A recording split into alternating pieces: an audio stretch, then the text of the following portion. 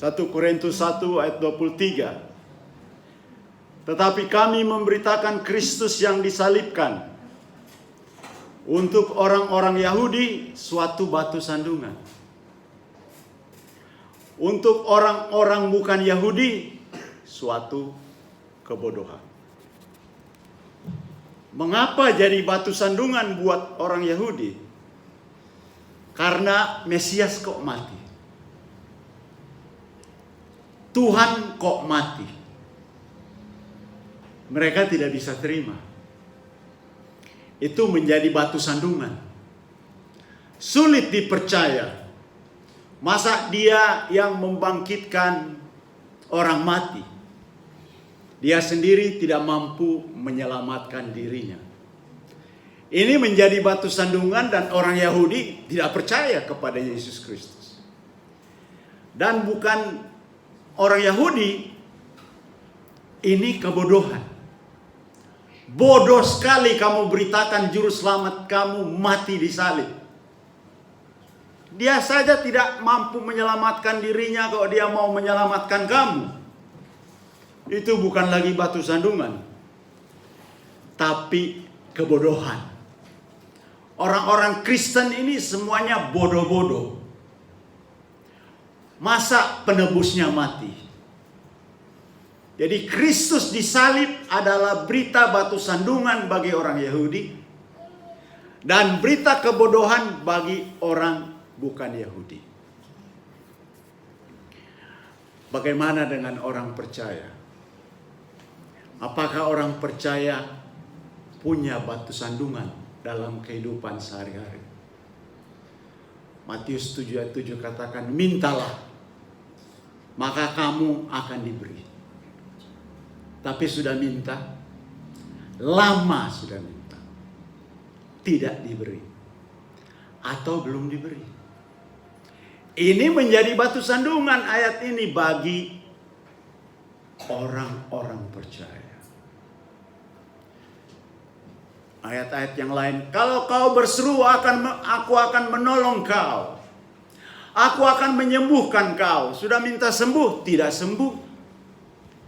Minta berkat, tidak dapat berkat. Minta jodoh, tidak dapat jodoh. Minta anak, tidak dapat anak atau belum dapat anak. Banyak orang percaya yang kecewa, putus asa. Dia datang gereja karena memang terbiasa dari kecil memang ke gereja. Tapi datang gerejanya ya sekedar datang gereja saja. Tapi yang namanya percaya betul-betul, iman betul-betul, sering tidak terjadi pada orang percaya karena kecewa atas janji Tuhan. Tidak dijawab. Jadi karena tidak dijawab dan kecewa, kadang hidup orang beriman itu jadi kacau. Beriman sih ke gereja, tapi hidupnya kacau. Di luar bangunan gereja, hidup kacau. Karena kecewa. Akhirnya jadi Kristen KTP. Melok-melok ikut-ikutan aja. Yang penting masuk gereja. Tapi di dalam sama Tuhan ada marah, ada tawar hati, ada rasa kecewa. Tuhan kau nggak sayang sama saya. Ini batu sandungan yang besar bagi orang percaya karena begitu banyak janji di dalam Alkitab. Mana apa itu? Nggak masuk. Siapa? Lagi lemah iman kok. Siapa? Tahu leh. Ya mungkin ada permintaan yang Tuhan tidak jawab dan orang ini kecewa. Sudah bertahun-tahun minta tapi kok tidak dijawab. Akhirnya apa saudara? Orang benar tanpa terasa berbuat dosa. Walaupun dosanya tidak besar. Dan akibat dosa apa, saudara? Diampuni. Itulah modal dari orang-orang yang berbuat dosa, bahwa akan diampuni. Apalagi kalau Max yang berkhotbah, diampuni selama-lamanya. Jangan bikin dosa, tapi kalau bikin dosa ada pembela. Diampuni. Darah domba jantan cuma bisa kasih ampun 1 tahun. Darah Yesus Kristus bisa kasih ampun selama-lamanya. Nah, itu diampuni kok. Jadi biar bikin dosa nggak apa-apa. Diampuni. Hukum Taurat ditambahkan supaya pelanggaran menjadi semakin banyak, dan di mana dosa bertambah banyak, di sana kasih karunia pengampunan melimpah-limpah. Nah itu. Tapi saudaraku, dosa itu ada akibatnya. Walaupun diampuni, ada akibatnya yang harus dipetik seumur hidup. Sampai lunas. Sebelum Yesus datang berbuat dosa, akibatnya langsung. Kalau hamba Tuhan di gereja mencuri uang dan majelis, sebelum Yesus datang di zaman hukum Musa, hamba Tuhan yang mencuri uang, hukumannya denda. Ganti uangnya dan denda. Tapi yang tidak beribadat pada hari Sabat, apa hukumannya? Itu bikin dosa. Menurut firman hukumannya, lu tari dengan batu sampai mati. Jadi zaman perjanjian lama bikin dosa, langsung akibatnya. Zaman perjanjian baru, tidak langsung. Anak Tuhan tidak langsung hukum mati. Tapi ayat bersautan tadi katakan, Tuhan kasih ganjaran sampai mendatangkan duka cita. Berat ganjaran itu. Dan ini jarang dikhotbahkan. Selalu yang dikhotbahkan dari depan sini, Allah Maha Kasih. Mau ngapain aja saudara, Allah tetap sayang. Allah tetap kasih, mau ngapain aja. Sehingga orang kadang salah tangkap. Berani buat dosa. Dan ada akibatnya. Akibatnya ayat bacaan tadi itu. Allah berikan ganjaran. Entah dalam bentuk apa ganjarannya. Apakah ekonomi, apakah kesehatan. Dia mendatangkan duka cita. Karena Allah sayang. Wahyu 3:19. Yang ku kasihi, ku tegur dan ku hajar. Sebab itu relakanlah hatimu dan bertobatlah. Selalu dari depan di sini Allah sayang saudara. Selalu dari depan di sini kasih karunia. Allah mengasihi saudara. Sehingga orang keluar ke sana tanpa sadar buat dosa walaupun kecil. Allah sayang. Allah ampuni, nggak apa-apa kok, nggak ada akibatnya.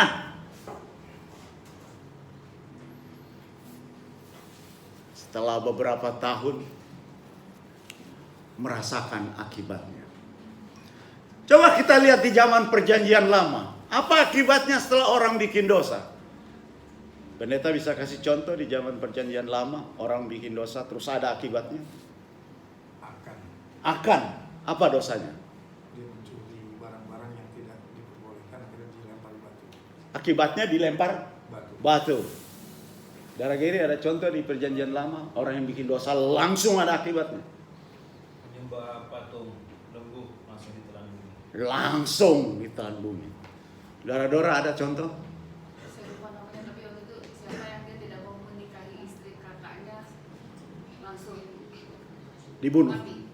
Tuhan bunuh dia. Robi mencari kayu api pada hari Sabat. langsung bakar. Darah Hendrik. Darah Fian.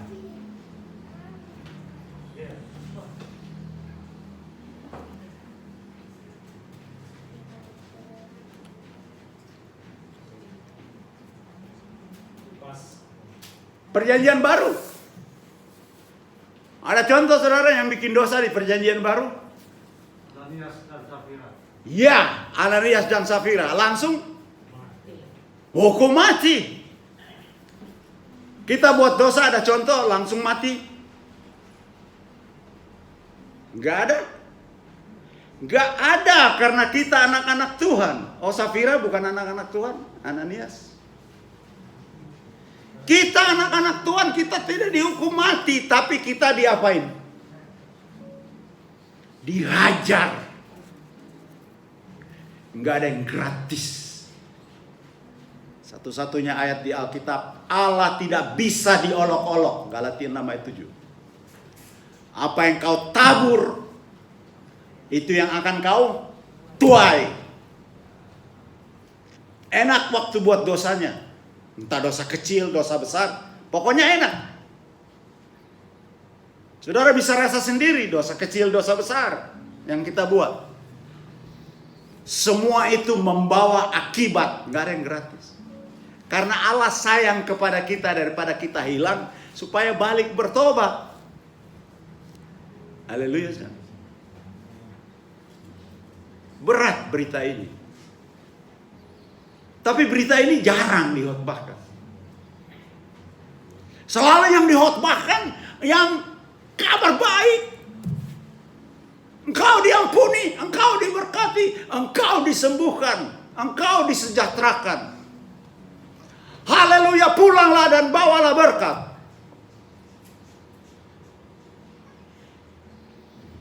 Orang jadi nggak takut. Dari kecil kita ke gereja, berapa tinggi kesadaran bahwa kalau buat dosa itu ada akibatnya? Enggak ada.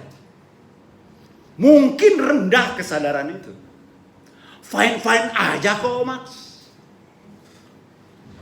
Diampuni kok. Cuman dosa kecil lagi. Cuma letter lambat leh. Cuma nyana jaga masuk leh sekali-sekali kok. Nggak ada masalah. Sudah tahu definisi dosa? Langgar 10 hukum. Definisi dosa. Lebih tinggi lagi definisi dosa. Segala sesuatu yang tidak berdasarkan iman adalah dosa. Roma 14 ayat 23. Siapa yang mampu yang tidak berdosa? Lagi makan aja manusia berdosa. Piring pertama masih berdasarkan iman supaya sehat. Mau piring kedua, ketiga itu sudah dosa. Tapi Allah begitu mengasihi kita. Ada dosa yang membawa maut, ada dosa yang tidak membawa maut.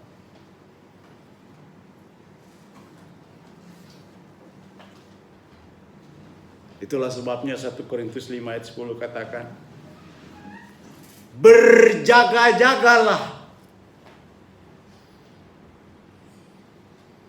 Karena iblis sama seperti singa yang mengaum-ngaum, yang mencari mangsa yang dapat diterkamnya.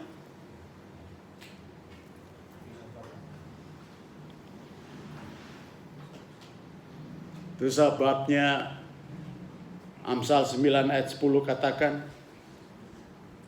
permulaan segala hikmat adalah takut akan Tuhan. Tuhan baik, Tuhan ampuni sampai ke titik orang nggak takut akan Tuhan. Karena nggak takut akan Tuhan, orang berani buat dosa. Diampuni. Kan terserah pak kita. Mana-mana aja kok pak kita. Nggak ada urusan.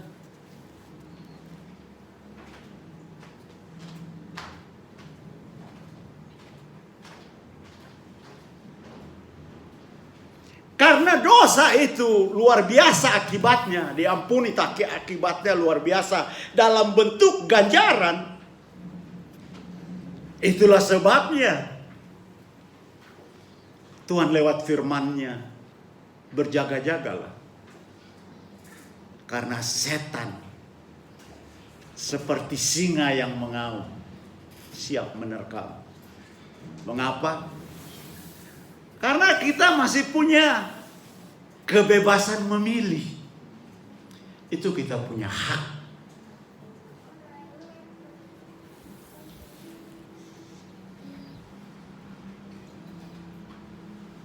Kalau kita mau buat, Allah juga tidak bisa bikin apa-apa kok. Dan ganjaran itu bukan kutuk. Kalau di zaman perjanjian lama itu mungkin kutuk namanya.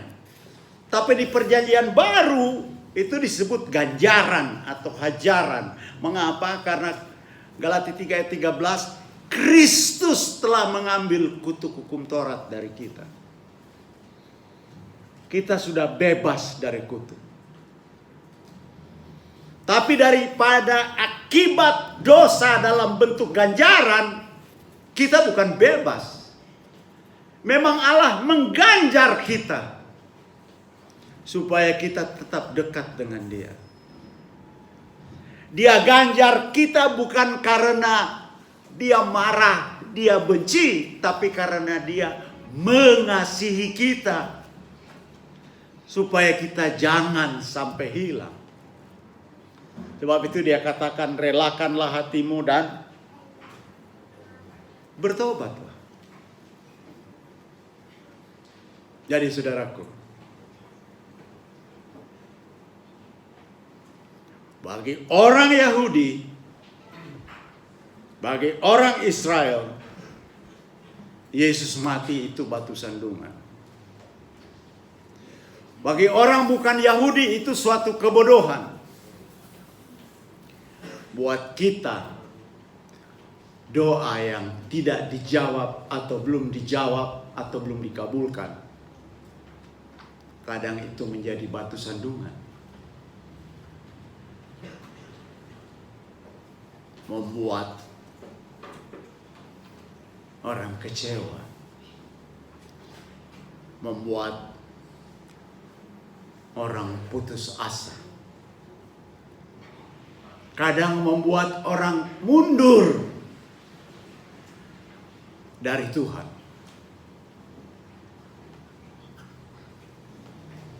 Tapi jika kita beriman kepada Tuhan, kita percaya kepada Tuhan bahwa Tuhan memberikan yang terbaik kepada kita.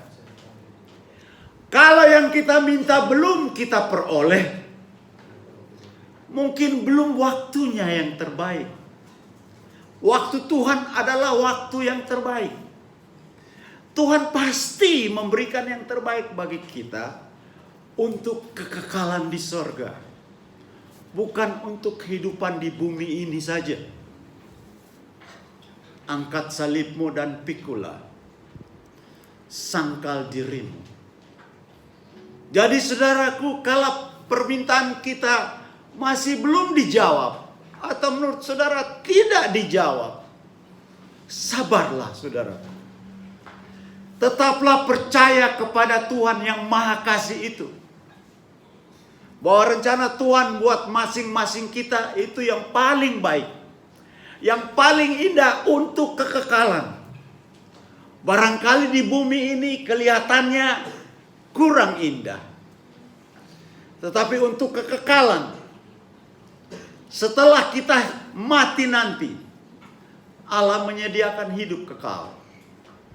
Itulah yang terutama bagi Allah.